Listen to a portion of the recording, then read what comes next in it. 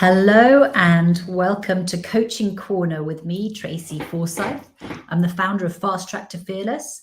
And today the subject is how to position yourself for the next job. So I think too many people plonk their CV up on LinkedIn or talent databases and just hope to be found. Or they believe that if they work hard, put their head down and do a good job, that they'll be noticed and promoted.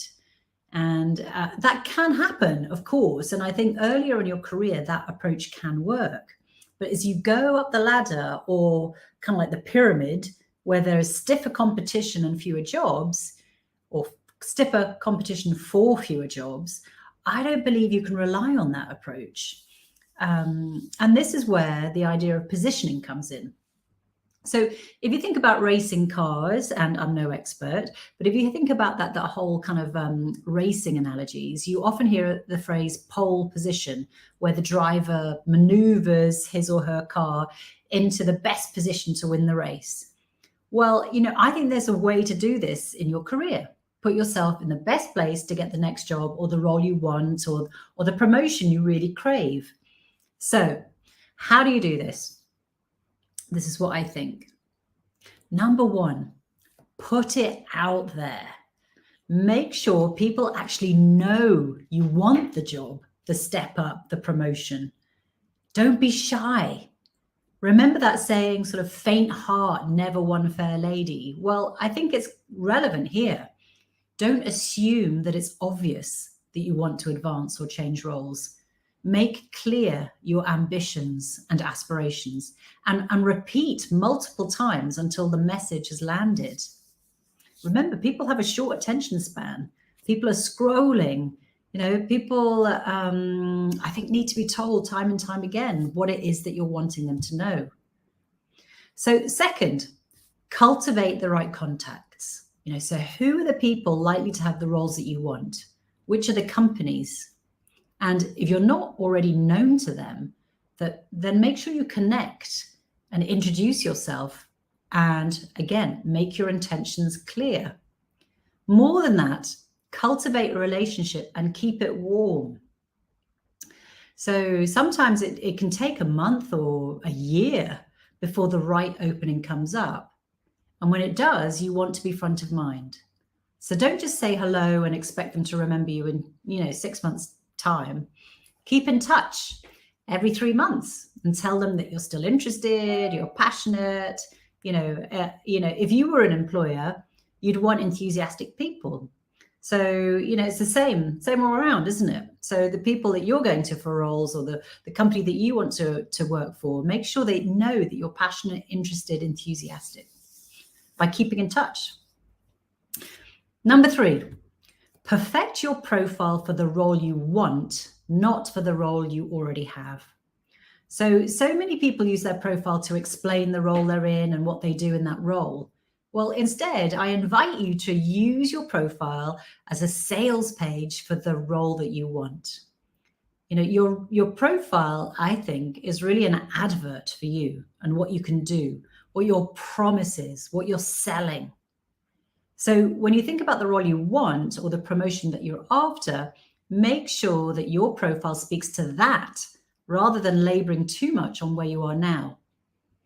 If it helps, think like the person who will be hiring you. What will they be after? What will they search for in a candidate?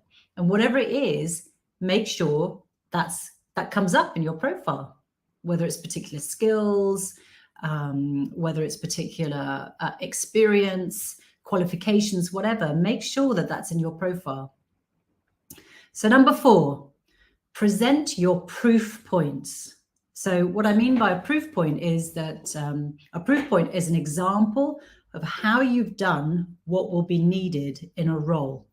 So there may be elements of that new role that you've done in your old role. So that will be a proof point. So many jobs will require multiple proof points, be it, say, proof of leadership effectiveness, the ability to design and close complex deals, for example, or a track record of delivering growth or motivating a team, that kind of thing. So work out what the particular proof points you need to demonstrate that you'd be a brilliant person for that next role. Then look at your experience and your achievements and choose which would be best as those proof points. And again, make sure they're visible on your profile and also in the way that you talk about yourself, both online and in person. So I've done other coaching corners about how to perfect a pitch and how to do your elevator pitch. So you could always look those up for more details on that. But on this one, how to position yourself for the next role, my final point, and it's super important, is to get visible. So being noticed, being thought of, being shortlisted, it doesn't all just happen naturally. I think you have to work hard on your visibility if you want to position yourself for the next job. Dedicate time to work on your own sales and marketing campaign. And it's actually super easy on something like LinkedIn. The whole platform is designed for networking, sharing ideas, posting articles and photos, and telling people about your wins and your celebrations. So use these platforms to get visible professionally. Post about what you're proud of, how you and the team have taken something from A to B. Celebrate others' achievements and support work that you find meaningful. Share your expertise and like how-tos like I do. I think it all builds up your credibility. And the more visible you are, the more likely you are to be seen. And the more you are seen, the more likely you are to be front of mind for that next job or the role that you want. So get intentional about your positioning. Think about what you want and make sure you're making the steps to get there. So as always, if you need help on your career journey, you can contact me, direct message me, check me out on fasttracktoFearless.com.